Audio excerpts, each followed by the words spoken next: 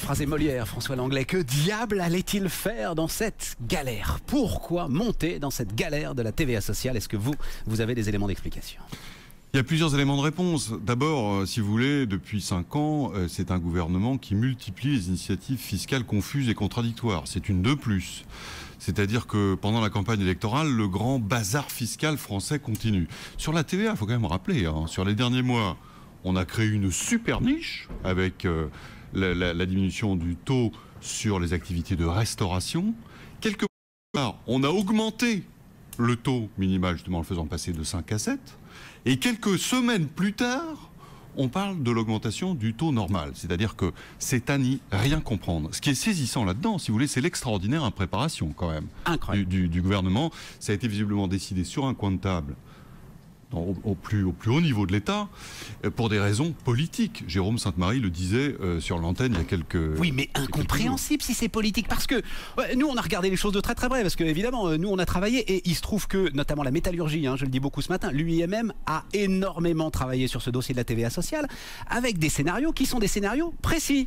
Et précisément, si vous voulez que ça vaille le coup, si vous voulez un choc fiscal et un choc de compétitivité. Mais le taux de 19,6, il se retrouve à 25. Bien sûr. Il faut être en capacité de l'assumer. Bien sûr, c'est exactement ce qui s'est passé d'ailleurs au Danemark au début des années 90. Le Danemark a aujourd'hui le taux de TVA le plus élevé de l'Union européenne.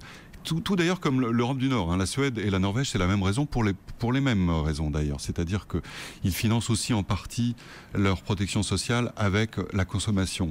Mais ça veut dire qu'on monte à des niveaux très élevés et en tout état de cause, si vous vous limitez à la partie allocation familiale, c'est-à-dire à la vingtaine de milliards transférés du travail à la consommation, ça ne fait bouger les lignes que de façon très marginale. Vous êtes sur l'épaisseur du trait.